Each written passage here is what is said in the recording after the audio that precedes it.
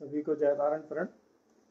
अखिल भारतीय तारण तरण जैन युवा सभा के तत्वाधान में संचालित आओ चले तारणमी पाठशाला के अंतर्गत हम और आप चर्चा कर रहे हैं मार्गणा की, लेकिन महाराज जी 10-15 मिनट बाद जुड़ेंगे। तो आज 9 बजे से अपनी बच्चों की कक्षा भी है। तो अपन एक सम्यक्त के अंतर्गत भाव जो अपन पढ़ने वाले हैं मार्गणा में, औपसमिक, छायोपसमिक, छायिक और औदयिक भाव और पारणामिक भाव।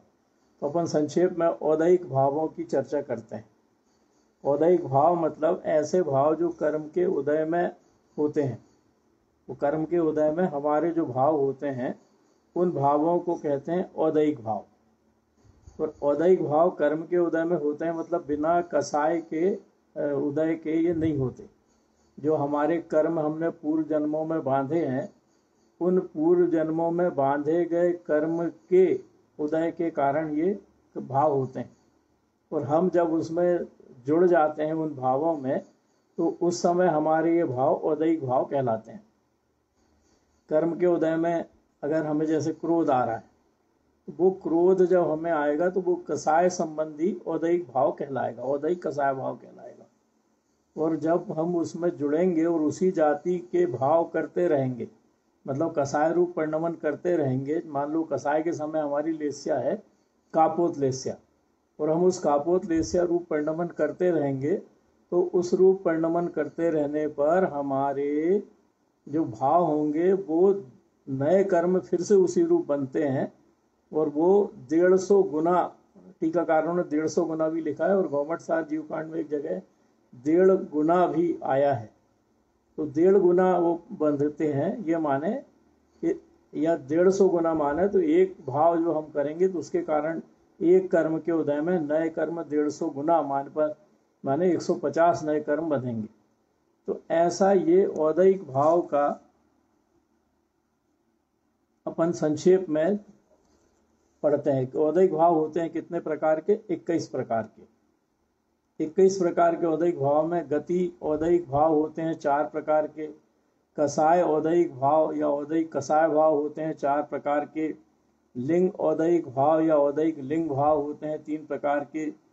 औदयिक मिथ्या दर्शन भाव होता है 1 प्रकार का। औदयिक अज्ञान भाव होता है 1 प्रकार का। असंयत भाव, औदयिक असंयत भाव होता है 1 प्रकार का। औदयिक असिद्ध भाव होता है 1 प्रकार का। और ऐसे ही औदयिक लेस्या भाव होते हैं 6 प्रकार के। जो 6 प्रकार की लेस्या हैं उसके कारण 6 प्रकार के। अब यहाँ पर अपने मन में भाव भी आता है कि जब कसाय ले ली तो लेस्या क्यों अलग ली? लेकिन जय तारण तारण भैया जी। जी जय तारण। गति, लिंग और गति, कसाय, लेस्या। लिंग, मिथ्या दर्शन, अज्ञान, असंयत, असिद्ध और लेस्या, ऐसे इनके भेद हैं। इसमें गति के भेद हैं 4, कसाय के भेद हैं 4, लिंग के भेद हैं 3, मिथ्या दर्शन 1, अज्ञान 1, असंयत 1, असिद्ध 1 और लेस्या 6। तो कसाय की तीव्रता मंदता के आधार पर जो हमारे भैया जी एक एक वाले 4 हो गए, और ये जी 4 मिथ्या 4 दर्शन, और अज्ञान, 6 असंयत और असिद्ध, ये एक एक वाले। जी।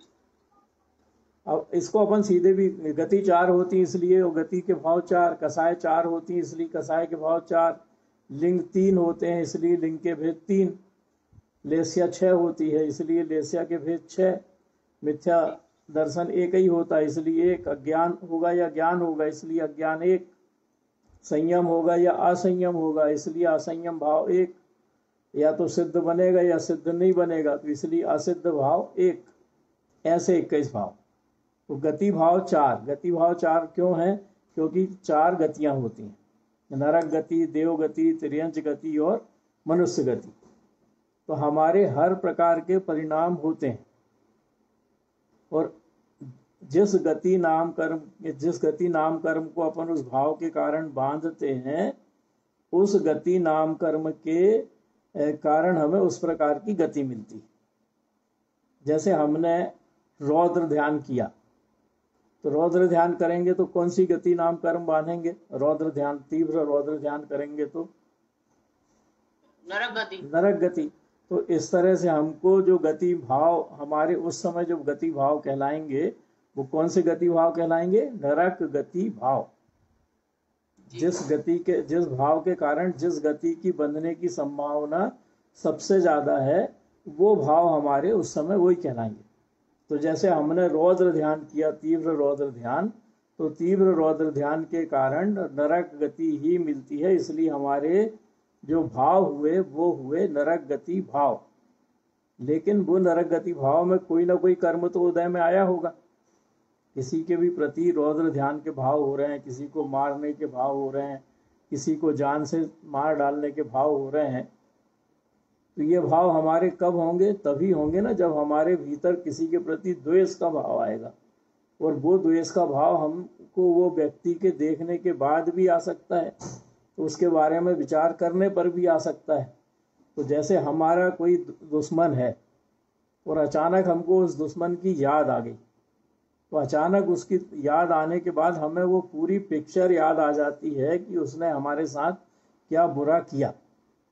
तो जब हमें उसने हमारे साथ क्या बुरा किया ये पूरा याद आ जाता है, तो हम मनी मन उससे बदला कैसे लेंगे ये विचार करने लगते हैं। व्यक्ति सामने है नहीं, कर्म के उदय में उसकी याद आई, वो कर्म के उदय में उसकी याद आने के बाद जो कसाय भाव हमारे भीतर था वो उदय में आया, उसके कारण हमारे उसके प्रति हुए द्वेष के भाव मन में ही चल रहा है सब। और उस द्वेष भाव के कारण हम उसको कैसे नुकसान पहुंचाएंगे, कैसे उसको मारेंगे, ये सब हमारे भाव चलने लगे। तो जब हमारे ये भाव चलने लगे तो वो रौद्र ध्यान के परिणाम, व्यक्ति सामने नहीं है तो भी हमारे रौद्र ध्यान के परिणाम चल रहे हैं।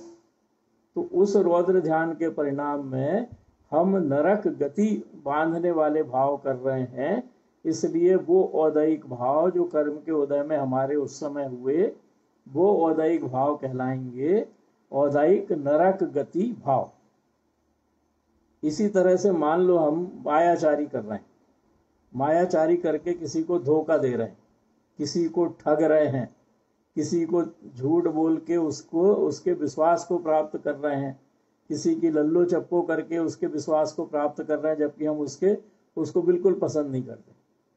तो ऐसे अगर हम मायाचारी के भाव कर रहे हैं, कपटपूर्ण व्यवहार कर रहे हैं, तो ये हमारे भीतर रहती है लोभ कसाय। हमारे को किसी से कोई काम निकलवाना हो तो हम मायाचारी करते हैं, या वो व्यक्ति हमारा कोई अच्छी जगह नाम दे दे या कुछ हमारे को उससे अन्य कोई लोभ हो तो हम उसको प्रसन्न करने का प्रयास करते हैं, या किसी से ठगना हो, कोई वस्तु प्राप्त करनी हो तो हम मायाचारी के भाव करते हैं। तो ये हमारे भीतर लोभ कसाय रहती है, तब हमारे मायाचारी के भाव होते हैं।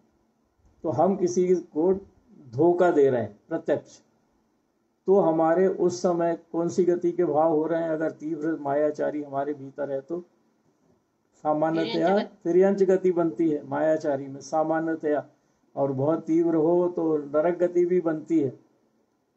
तो हमारे अपन मान लें तिर्यंच गति के भाव हो रहे हैं, या कम हो तो स्त्री पर्याय भी बनती है। तो वो भाव जो हमारे तिर्यंच गति के हो रहे हैं वो हुए लोभ कसाय और माया कसाय के उदय में।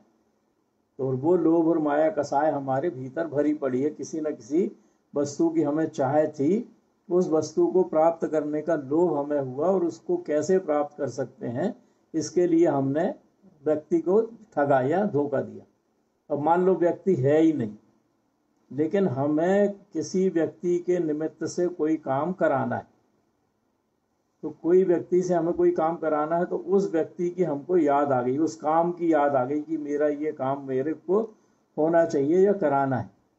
मान लो दो व्यक्तियों को लड़वाने का भाव आ गया कि इसकी मैं निंदा करूंगा तो ये व्यक्ति इससे दूर हो जाएगा, मतलब इन दोनों की आपस में लड़ाई हो जाएगी।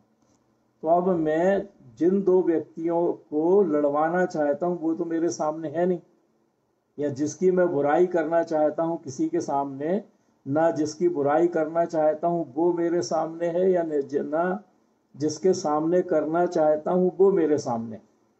लेकिन मेरे मन में आ गया कि मुझे उसकी व्यक्ति की छवि खराब करनी है, तो वो व्यक्ति की मुझे याद आई, तो मैंने मन में विचार करना शुरू कर दिया मैं इसके बारे में उससे ये कहूँगा, मैं इसके बारे में उससे वो कहूँगा, मैं इसके बारे में ऐसी ऐसी बातें करूँगा कि उसका प्रभाव ही सामने वाले पे ख़त्म हो जाए, उसकी छवि खराब हो जाए। मतलब किसी की निंदा करने का भाव, जो उसमें गुण अवगुण नहीं है उन अवगुणों का बखान करने का भाव। तो ऐसा जब मैं करना चाहता हूँ तो व्यक्ति सामने नहीं है लेकिन मैं विचार कर रहा हूँ, तो ये विचार भी मेरे भीतर लोभ है किसी व्यक्ति की छवि खराब करने का।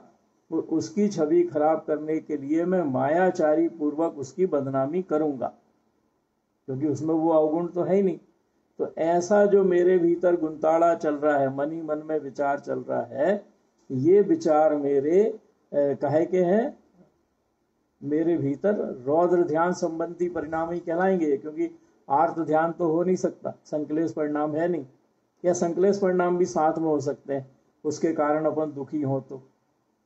तो संकलेश परिणाम हो या आर्त ध्यान हो या रौद्र ध्यान हो, दोनों के कारण मैं मायाचारी करने संबंधी विचार कर रहा हूँ। तो मेरे उस समय जो भाव कहलाएंगे, कर्म के उदय में जो मेरे भाव कहलाएंगे वो कहलाएंगे औदैक त्रियंच गति भाव। ऐसे ही अपन मनुष्य गति और देव गति में भी घटा सकते हैं कि मेरे भीतर परिणाम चल रहे हैं कि मुझे किसी को दुख नहीं देना, मुझे अपने काम से काम रखना है, मुझे किसी की निंदा नहीं करना, मुझे किसी के चक्कर में नहीं पड़ना। ऐसे मेरे मंद कसाय के परिणाम हैं। लेकिन व्रत नियम संयम मेरे जीवन में नहीं है। थोड़ा बहुत दान भी कर देता हूँ, लेकिन दान भी कृपणता पूर्वक करता हूँ, लेकिन मंद कसाय से में परिणाम मेरे हमेशा रहते हैं। तो ऐसे मंद कसाय के परिणाम, थोड़ा बहुत मंदिर चला गया, जिनवाणी सुन ली, और किसी को धोखा देने का भाव नहीं, किसी को मारने का भाव नहीं है, तो ऐसे मंद कसाय के परिणाम में मेरे मनुष्य गति बंधेगी या मनुष्य गति संबंधी भाव मेरे कहलाएंगे। तो ये भाव जो मेरे मंद कसाय के उदय में हो रहे हैं, इनको कहते हैं अपन औदैक मनुष्य गति भाव। ऐसे ही देव गति के परिणाम भी अपन ले सकते हैं कि मेरे मंद कसाय के परिणाम है, मैं खूब दया दान के भाव करता हूँ, जब भी मौका मिले दान करता हूँ, व्रत नियम संयम उपवास भी करता हूँ, जीवन में संयम भी पाल लिया है, और किसी को धोखा नहीं देता, किसी को बुरा नहीं कहता, हित मित प्रिय वचन बोलता हूँ, अपने परिणाम की संभाल हमेशा करने का प्रयास करता हूँ। तो ऐसे परिणाम मेरे देवगति बंध के कारण होंगे। तो ऐसे कर्म के उदय में होने वाले परिणाम जो औदैक भाव हैं वो कहलाएंगे औदैक देवगति भाव।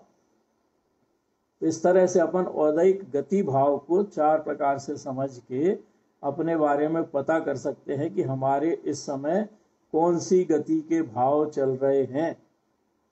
रौद्र ध्यान आर्त ध्यान कर रहे हैं तो नरक त्रियंच गति के, और रौद्र ध्यान आर्त ध्यान नहीं करके मंद कसाय रूप परिणाम है, थोड़ा बहुत धर्म ध्यान है तो मनुष्य गति के, और पूरे समय धर्म ध्यान है, दया दान का भाव है, दान बढ़ चढ़ के दान करते हैं तो वो देवगति के भाव। ऐसे अपन औदैक गति भाव को समझ सकते हैं। अब औदैक कसाय भाव, तो औदैक कसाय भाव मतलब जो कसाय के कारण हमारे उत्पन्न होते हैं। तो जो अपन ने इसमें चारों कसाय के को लेके सोचा विचार किया, ऐसे ही जब हमें क्रोध आता है, किसी व्यक्ति को देख के क्रोध आता है, तब हमारे जो परिणाम हैं वो कहलाते हैं औदैक क्रोध कसाय भाव। क्योंकि किसी के निमित्त से ही क्रोध आता है, किसी के निमित्त से ही मान आता है, किसी के निमित्त से ही मायाचारी के भाव आते हैं, और किसी के निमित्त से ही लोभ आता है। जैसे अपन बैठे हैं, चुपचाप बैठे हैं, कोई व्यक्ति हमारे सामने नहीं है, लेकिन घर के ही परिवार के किसी सदस्य ने अपनी उपेक्षा करी, मतलब हमने उससे कुछ लाने को कहा था और उसने लाया नहीं, और वो व्यक्ति सामने अभी है भी नहीं, तो उस व्यक्ति के प्रति हमारे भीतर अपने आप क्रोध के भाव आते हैं कि इसको मैंने ये लाने को कहा था और इसने लाया नहीं। उस समय वस्तु व्यवस्था का विचार नहीं करते, और अपनी उपेक्षा होने का विचार करते हैं, और उस उपेक्षा के कारण हम क्रोधित होते हैं। मतलब कौन सी कसाय करते हैं? क्रोध कसाय।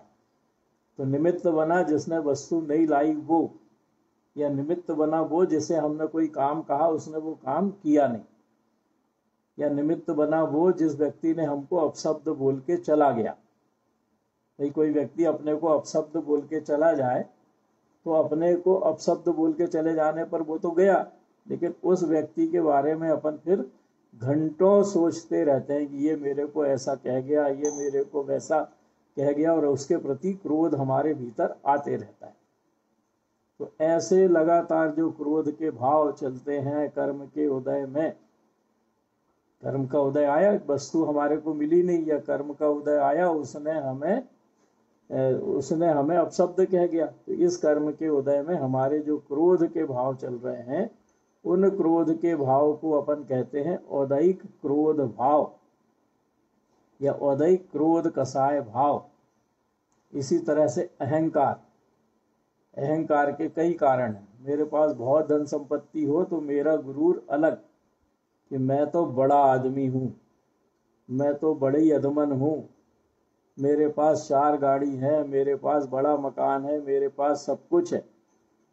ऐसे अपन करते रहते हैं चिंतन, अपने आप अपने मन में आते रहता है कि मेरे पास तो ये है, मेरे पास तो वो है, और उसको किसी को दिखाने का भी भाव रहता है। तो दिखाने का जब भाव आता है मान कसाय से, तो उसके बारे में गुंताड़ा करते रहते हैं, विचार करते रहते हैं। मान लो घर में परिवार में किसी के यहाँ कोई शादी है, तो शादी में अपने पास 10 प्रकार के जेवर हों, तो उन 10 प्रकार के जेवर में से कितने ज़्यादा से ज़्यादा जेवर का प्रदर्शन हम इस शादी में कर दें, क्योंकि हम बड़े आदमी, तो इस अपेक्षा से, या कितनी साड़ियों का प्रदर्शन कर दें क्योंकि हम बड़े आदमी हैं, या कितने अच्छे कपड़े पहन के पुरुष सोचता है कि कितने अच्छे कपड़े पहन के मैं जाऊं कि मैं अलग दिखूं, महिलाएं भी ऐसे ही सोचती हैं। तो ये प्रदर्शन का जो भाव अपने भीतर होता है, उसमें निमित्त बना तो वो शादी,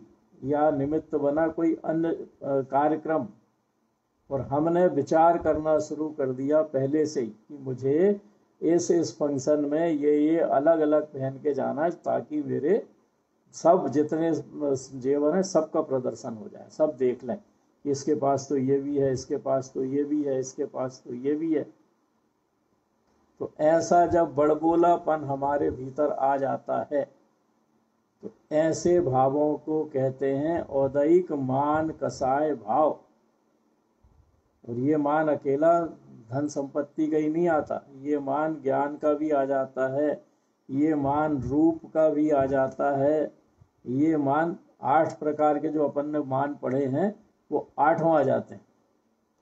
बड़े पिताजी नेता हो, बड़े नाना नेता हो, मामा नेता हो, तो अलग से सीना तान के चलते हैं कि मैं तो, क्योंकि चापलूस साथ में लगे रहते हैं, नहीं भैया आप तो ये, आप तो वो।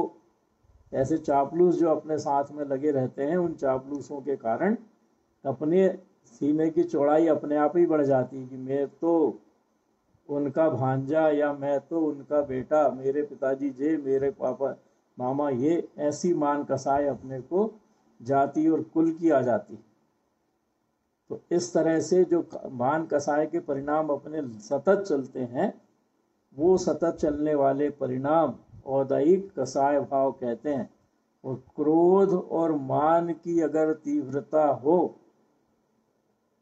तो नरक गति का ही बंध होता है, क्योंकि ये दोनों परिणाम रौद्र ध्यान के परिणाम कहलाते हैं, द्वेष परिणाम कहलाते हैं। क्रोध और मान के परिणाम द्वेष भाव कहलाते हैं। बिना द्वेष भाव के ये पैदा नहीं होते, और द्वेष भाव बिना रौद्र ध्यान के होता नहीं।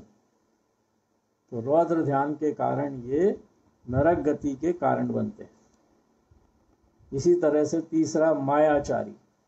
तो मायाचारी का मतलब है पूरे समय हमारे मन में यही विचार चलना कि किसको कैसे धोखा देना है, किसकी चुगली कहाँ करना है, किसको कहाँ नीचा दिखाना है, किसको बोल के अपना काम निकालना है, ये गुंताड़ा अगर अपने भीतर पूरे समय चलता रहे और उसके पीछे लोभ रहेगा ही रहेगा कि ये मुझे चाहिए या ये मेरा काम मुझे करवाना है, तो ऐसे लोभ कसाय के वशीभूत होकर जो हम प्रति समय मायाचारी के भाव करते रहते हैं, उन मायाचारी के भावों को कहते हैं औदैहिक मायाचारी कसाय भाव। और ये कसाय भाव बिना आर्त ध्यान के होते नहीं। कोई इष्ट का वियोग हो गया तो वो इष्ट को पाने के लिए दूसरों से मदद मांगते हैं, उनकी चापलूसी करके। कोई अनिष्ट संयोग हो गया तो उस अनिष्ट संयोग को दूर करने के लिए किसी तीसरे की चापलूसी करके उसकी मदद मांगते हैं। अंदर में उनके प्रति कोई राग भाव नहीं। तो ऐसे कोई रोग हो गया हो तो रोग होने पर पीड़ा चिंतवन करके और कोई की मदद मिल जाए तो मदद मिलने के लिए मायाचारी करते हैं। ये बीमारी के समय घर में ही मायाचारी होती। अपने घर में ही हम अपने परिवार के सदस्यों के साथ मायाचारी करते रहते हैं। अगर हम बीमार पड़े हों तो, या बीमार पड़ने का नाटक कर देते हैं कई तो, पेट दुख रहा तो किसी को तो पता लग नहीं सकता कि पेट दुख रहा, लेकिन पड़े हैं साफ बिस्तर में। क्यों? क्योंकि आज उठना नहीं है, आज कोई काम करना नहीं है तो पेट दुख रहा। पेट नहीं दुख रहा तो सिर दुख रहा, क्योंकि दोनों का पता नहीं चलता कहाँ दुख रहा, कैसे दुख रहा। कोई भी बहाना बना के पड़े हैं तो ये मायाचारी ही है घर के सदस्यों के साथ। अगर हम मायाचारी नहीं करें तो सीधा बोल दें आज मन नहीं है, तो कम से कम मायाचारी से तो बच जाएं। लेकिन नहीं, हम तो सही में हो रहा हो तो, सही में कोई तबीयत सही में खराब हो रहा हो तो अपन कहाँ कह रहे हैं मायाचारी। अपन तो जो कर रहा हो उसके लिए कह रहे हैं इस तरह का। जी, जो बहाने बनाते हैं उनको ये समझना चाहिए कि वो मायाचारी कसाय कर रहे हैं, ये है कहने का आशय। जी जी। और वो मायाचारी करके जरा सा बहाना बना के मायाचारी करके अपनी तिर्यंच गति जाने का इंतजाम कर रहे हैं जी। और इसी तरह से लोभ, तो लोभ की तो पराकाष्ठा है, उसका तो अंत होता ही नहीं, इसलिए उसको पाप का बाप कहा जाता है। क्योंकि लोभ कसाय जब होती है तो पांचों पाप के भाव होते हैं। घर का घुना गेहूं बचाना हो, उतने से पैसों का लालच हो तो जीव हिंसा के करने से बचते नहीं। अगर कोई काम थोड़ा सा झूठ बोल के निकल रहा हो तो झूठ बोल के काम निकाल लेते हैं लोग कसाय। अगर किसी ने कोई वस्तु ला के दिया हो या बच्चे ने कुछ ले आया हो और उसको जरूरत भी हो और अपन दिला नहीं पा रहे हो तो मुंह बंद कर लेते हैं, रहन दो, चलो कहीं से भी लाया हो जान दो। चोरी के भाव की अनुमोदना हो गई। आंखों से देख के ना जाने कितने प्रकार के कुशील भाव करते रहते हैं। कान से सुन के ना जाने कितने प्रकार के कुशील भाव करते रहते हैं। क्यों? क्योंकि उसमें आनंद आता है, आनंद का लोभ। किसी को देख के आनंद आ रहा, किसी की सुन के आनंद आ रहा। अरे कोई निंदा कर रहा है अपने सामने किसी की, और जिसकी निंदा हो रही है वो अपन उसको पसंद नहीं करते, तो निंदा सुनने में आनंद आता है ना। तो आनंद आने का लोभ, निंदा सुनने का लोभ, और बता कैसा, और बता क्या हुआ, और बता उसको किसने क्या कहा, अच्छा हुआ, अच्छा डांटा, अच्छा उसकी इज्जत उतारी, सुन सुन के प्रसन्न होते हैं। तो ये लोभ कसाय का परिणाम। कुशील परिग्रह, परिग्रह का तो पारावार नहीं है। एक है दूसरी आजा, दूसरी है तीसरी आजा, तीसरी भी है तो चौथी आजा। ऐसा परिग्रह का भाव तो अपने भीतर लोभ कसाय के कारण प्रति समय चलता रहता है, और ये कहलाते हैं औदैहिक लोभ कसाय भाव, जो पांचों पाप कराने में निमित्त बनता है। और जब पांचों पाप में संलग्न रहेंगे तो बहुत अच्छी गति तो मिलेगी नहीं, क्योंकि पांच पाप करने वाले को अधिकतम नरक गति का ही बंध होता है। तो ऐसे औदैहिक कसाय भाव के बाद अब अपन चलते हैं औदैहिक लिंग भाव। तो अपने को पता है 3 प्रकार के लिंग होते हैं, स्त्रीलिंग, पुरुष लिंग और नपुंसक लिंग। और ये होते हैं काहे के कारण? लिंग जो अपने बनते हैं ये इसमें अगर स्त्री पुरुष नपुंसक इनसे रमण करने का भाव, कर रहे हैं नहीं कर रहे हैं अलग चीज, लेकिन रमण करने का भाव अगर हमारे भीतर है तो जो रमण करने का भाव होता है, जिससे रमण करने का भाव होता है, वो उस जाति का औदैहिक लिंग भाव कहलाता है। पुरुष का स्त्री से रमण करने का भाव, स्त्री का पुरुष से रमण करने का भाव, स्त्री का दोनों से रमण करने का भाव, पुरुष का दोनों से रमण करने का भाव, तो ये ऐसे स्त्रीलिंग पुरुष लिंग और नपुंसक लिंग बढ़ जाते। दोनों से रमण करने का भाव तो नपुंसक लिंग, स्त्री से रमण करने का भाव तो स्त्रीलिंग, पुरुष से रमण करने का भाव तो पुरुष लिंग। तो ऐसे जो हमारे होते हैं ये होते हैं 9 कर्म में। रति कर्म आता है एक, रति माने राग, राग स्नेह राग। तो उस 9 कर्म के उदय में जब हमारे भाव होते हैं और उस भावों की पूर्ति के लिए जब हम उस तरह के भाव करते हैं, भोगने के भाव, वो व्यक्ति को भोग पाएंगे नहीं भोग पाएंगे वो तो अलग। जब प्रत्यक्ष भोग रहे हैं तब तो उस तरह के भाव हैं ही, लेकिन प्रत्यक्ष भोग नहीं रहे तब भी बैठे ठाले उसके भाव चल रहे हैं। उसको मैंने पहले भोगा था तो ऐसा भोगा था, उससे ऐसा भोगूंगा तो ऐसा भोगूंगा, इस तरह के जो हमारे भाव चलते रहते हैं ये भाव औदैहिक लिंग भाव कहलाते हैं, जो 3 प्रकार के होते हैं। तो ऐसे औदैहिक लिंग भाव से हमें हमेशा बचने का प्रयास करना चाहिए, और ये बचने का प्रयास हमारा तभी हो सकता है जब हमारे भीतर 5 इंद्रियों के विषय भोग भोगने की आकांक्षा न हो, क्योंकि अकेला मैथुन भाव लिंग भाव नहीं है। 5 इंद्रियों के विषयों को भोगने का भाव लिंग भाव कहलाता है। किसी चीज को आंखों से देख रहे हैं और देखते रहने का मन है, मतलब उसके प्रति हमारे भीतर रति जाग गई। वो रति के कारण हम अगर देखते रहना चाहते हैं तो वो औदैहिक लिंग भाव में ही आएगा। चक्षु इंद्री की अपेक्षा किसी अच्छी सुगंध को सूंघते रहना चाहते हैं और दुर्गंध से घृणा के भाव हैं तो वो घ्राण इंद्री की अपेक्षा औदैहिक लिंग भाव आएगा। ऐसे 5 इंद्रियों की अपेक्षा अपन घटा सकते हैं उसको। तो इसके बाद आता है औदैहिक मिथ्या दर्शन भाव। तो मिथ्या दर्शन भाव तो सीधा सा है, मोहिनी कर्म के उदय में। कौन से मोहिनी कर्म के उदय में? मिथ्या दर्शन भाव अपना जो होता है कौन से मोहिनी कर्म के उदय में?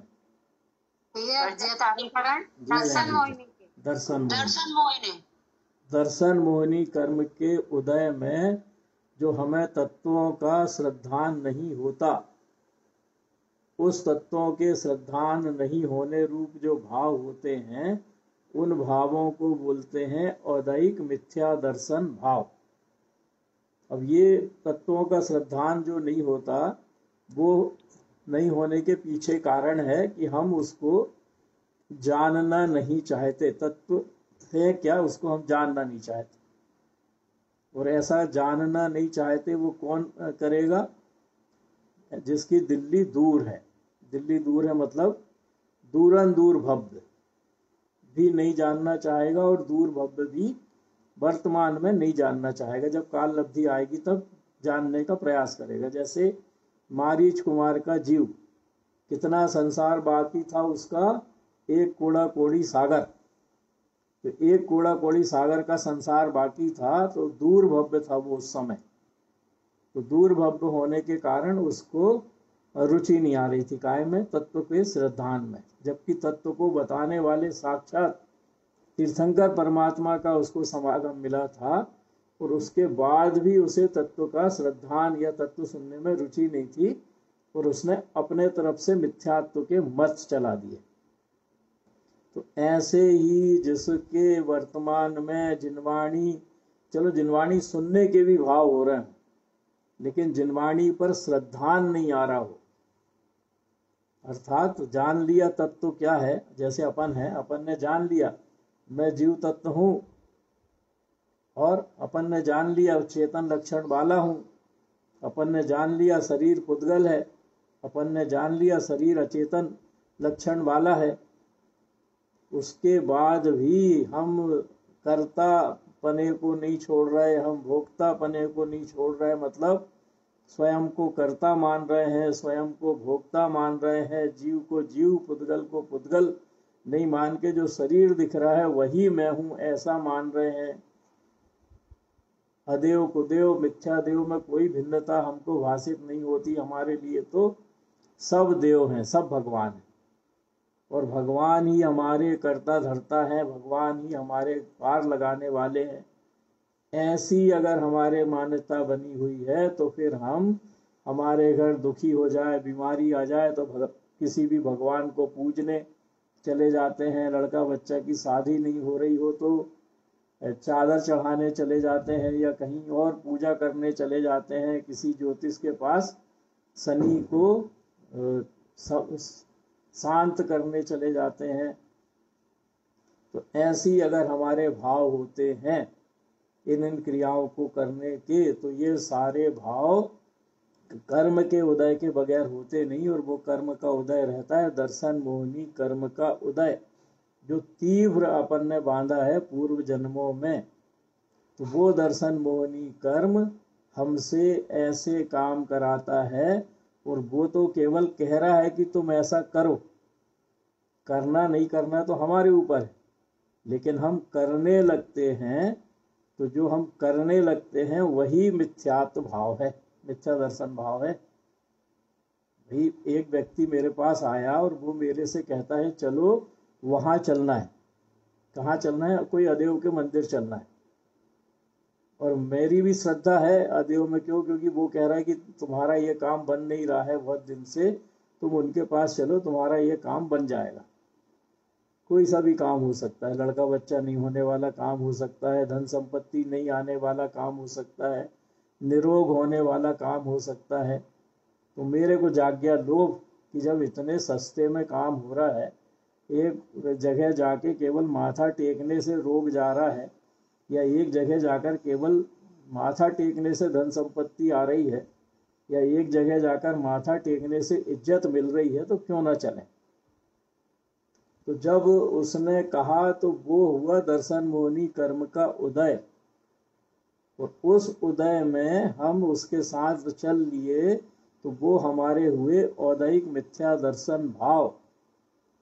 और अगर नहीं जाते और कहते कि नहीं भैया मेरी तो मान्यता केवल सच्चे देव गुरु शास्त्र की है, मैं तो किसी अदेव कुदेव मिथ्या देव के पास नहीं जाता, तो फिर कहलाता कि हाँ हमने औदैहिक दर्शन मोहनी कर्म के उदय में जो भाव आए थे उन भावों को झटक दिया, पुरुषार्थ पूर्वक उनको दूर कर दिया, तो हमारे फिर औदैहिक मिथ्या दर्शन भाव की जगह सम्यक वाले भाव हो जाएंगे। और अगर हम उसमें उलझ गए, क्योंकि कर्म के उदय तो आएंगे, कर्म के उदय में हर व्यक्ति हमें हर जगह चलने की समझाइश देगा, और समझाइश इसलिए, और वो समझाइश अपन मान भी सकते हैं नहीं भी मान सकते, तो प्रत्येक स्थिति में सावधान अपने में रहना, यही श्राव का चार है जो ज्ञानानंद महाराज जी हमेशा कहते थे। तो हमेशा हमें सावधान रहना चाहिए कि कहीं मेरे किसी लोभ कसाय के कारण किसी मिथ्या देव को, अदेव को, उपदेव को मानने के भाव तो नहीं हो रहे। अगर हो रहे हैं तो वो मेरा दर्शन मोहनी कर्म उदय में आया है उस समय, तो उस दर्शन मोहनी कर्म को पुरुषार्थ पूर्वक मैं हटाऊं, और नहीं हटा पाया और उस रूप परिणमन कर गया, तो उस समय मेरे जो भाव होंगे वो भाव कहलाएंगे औदैहिक मिथ्या दर्शन भाव, जो निगोद गति में ले जाने का कारण बनते हैं। क्योंकि जितना अधिक दर्शन मोहनी कर्म होगा उतने अधिक हम निगोद के निकट होते जाएंगे। तो इसलिए औदैहिक मिथ्या दर्शन भाव के समय सतर्क रहना चाहिए। फिर आता है औदैहिक अज्ञान भाव। अज्ञान होता है कौन से कर्म के उदय में? ज्ञानावरणी कर्म के उदय। ज्ञानावरणी कर्म। तो जब ज्ञानावरणी कर्म का तीव्र उदय आता है तो उस तीव्र हृदय में हमारी जो सोचने की क्षमता है वो मंद पड़ जाती, मतलब निर्णय करने की क्षमता हमारी मंद पड़ जाती है।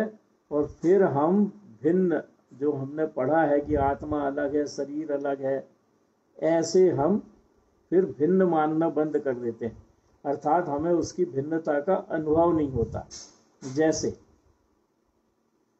एक इंद्रिय जीव है, तो एक इंद्रिय जीव को ज्ञान का क्षय उपशम सबसे कम, क्योंकि उसके केवल स्पर्शन इंद्रिय के निमित्त से ज्ञान होगा।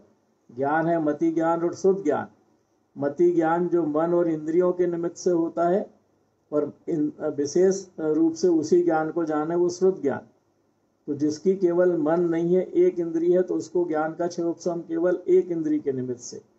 जिसकी दो इंद्रिय है उसके ज्ञान का क्षय उपशम दो इंद्रिय के निमित्त से। जिसके तीन इंद्रिय है उसके ज्ञान का क्षय उपशम तीन इंद्रिय के निमित्त से। जो चार इंद्रिय है उसके ज्ञान का क्षय उपशम चार इंद्रिय के निमित्त से। जो असंगी पंचेंद्रिय है उसके ज्ञान का क्षय उपशम उसके पांच इंद्रिय के निमित्त से। और हम और आप जो संगी पंचेंद्रिय हैं, हमारे ज्ञान का क्षय उपशम मन और इंद्रिय के निमित्त से। तो जब हमारे पास मन है तो हमारे पास निर्णय करने की क्षमता भी है। वो निर्णय करने की क्षमता जो हमारे पास है, उसका अगर हम उपयोग नहीं कर रहे हैं तो हमारा भाव कहलाएगा अज्ञान भाव। और जो निर्णय करने की क्षमता हमारे पास है उसका उपयोग कर रहे हैं तो हमारा भाव कहलाएगा ज्ञान भाव। जैसे किसी भी चीज के लिए ले लें अपन कि वस्तु भोजन की थाली में आ गई है, और उस भोजन की थाली में मुझे एक ऐसी वस्तु है जो मेरी पसंदीदा है, और उस पसंदीदा वस्तु को मैं स्वाद ले लेके खा रहा हूँ। रसना इंद्रिय के विषय के माध्यम से स्वाद ले लेके खा रहा हूँ, और इच्छा कर रहा हूँ कि ये वस्तु ज़्यादा से ज़्यादा मेरी थाली में आए। तो एक तो हो गई लोभ कसाय कि मेरे थाली में ज़्यादा से ज़्यादा ये वस्तु आए। दूसरा, उसके प्रति तीव्र आसक्ति का भाव हो गया कि मैं इस वस्तु का स्वाद जितना ज़्यादा से ज़्यादा ले लूँ। जैसे केक का उदाहरण ले लें अपन, कि केक अपन ने बाजार का छोड़ा हुआ है, वो किसी ने घर का केक बनाया, तो वो घर का केक कोई ने मुझे दिया, तो मुझे लगता है कि घर का केक है और ये तो मैंने कई दिनों से खाया नहीं है।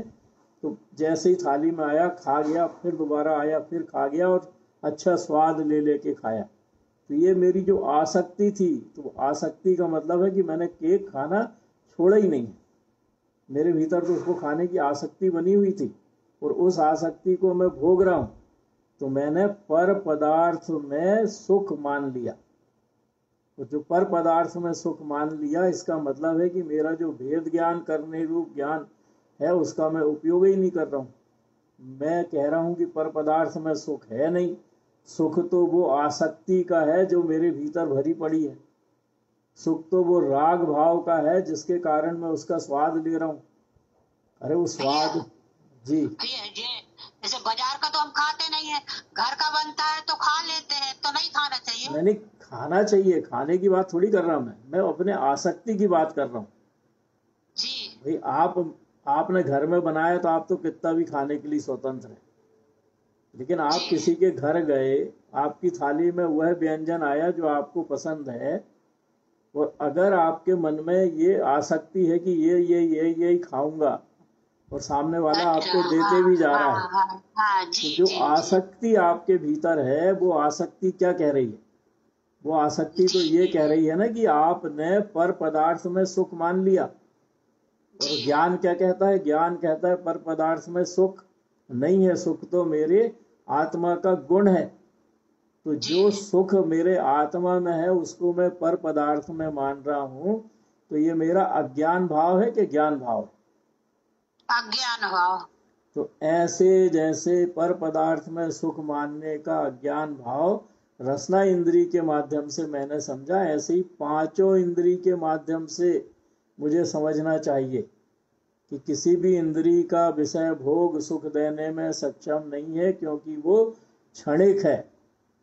और जब तक मैं ऐसा नहीं मानूंगा, पर पदार्थों में किसी भी इंद्री के निमित्त से दिखने वाले, सुनाई देने वाले, सुगंध वाले, खाने वाले, छूने वाले, इनमें सुख मानता रहूंगा तो ये मेरा अज्ञान भाव है। मैंने अपनी आत्मा के स्वरूप को पहचाना ही नहीं है अभी तक।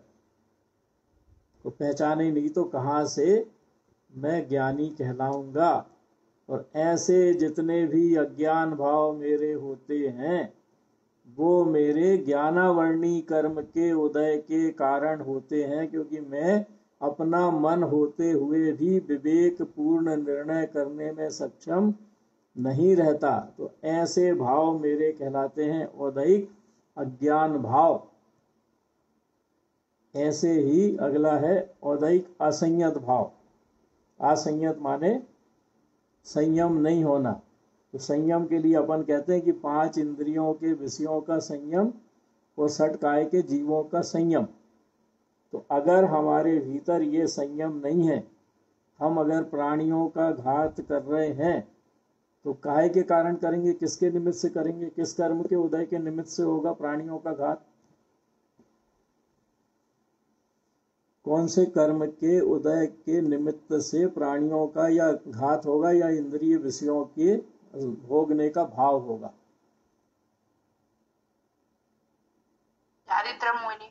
चारित्र मोहिनी। बिना चारित्र मोहिनी के तो होगा ही नहीं, क्योंकि जब तक लोभ नहीं होगा इंद्रिय भोग भोगने का तो कैसे भोगेंगे। या जब तक किसी चीज को बचाने का भाव नहीं होगा तब तक जीव हिंसा कैसे करेंगे। किसी की हिंसा करके अपन कुछ ना कुछ तो बचाने का ही प्रयास करेंगे सामान्यतया। हमारे ये काम हो जाए, ये काम हो जाए, या ऐसा कुछ हो जाए कि हमारा सामान भी बच जाए और हमारा काम भी चल जाए। जैसे अपन घर का ही उदाहरण ले लो, गेहूं का उदाहरण लिया अपन ने कि गेहूं घुन गया। अब वो गेहूं जो घुन गया वो 5,000 रुपये का है, 5,000 रुपये का नुकसान हो जाएगा। तो भैया चलो इसको कम कीमत में बाजार में बेच दो और अच्छा वाला ले आओ। तो अपन ने क्या किया, उस घुने गेहूं को बेच के उन सारे जीवों की हिंसा का पाप अपने सर बांध लिया। या घर का आम रखा है, एक तरफ से गीला हो गया, एक तरफ से तो कड़ा दिख रहा है, तो देखो गीले गीले को अलग करके कड़े को अपन इकट्ठा बना लो, कड़े को खा लो। तो ऐसे वस्तु के नहीं फेंकने का जो लोभ अपने भीतर होता है, वो लोभ हमें प्राणी हिंसा करने पर मजबूर कर देता है। और ये तो छोटा मोटा उदाहरण ले रहे हैं अपन, क्योंकि हिंसा के बहुत सारे अपन पढ़ भी चुके हैं और आज लोक कसाय का प्रकरण बच्चों के साथ चलेगा, उसमें भी चर्चा करेंगे। तो ऐसे अगर हम प्राणी हिंसा से नहीं बचते,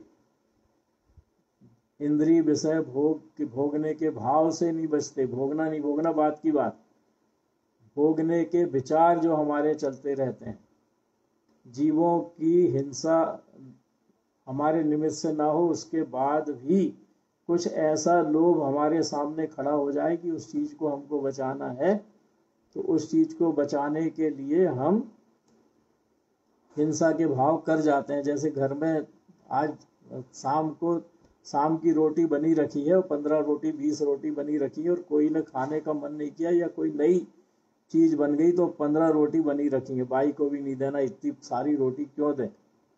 तो दूसरे दिन तल के खाते ही हैं।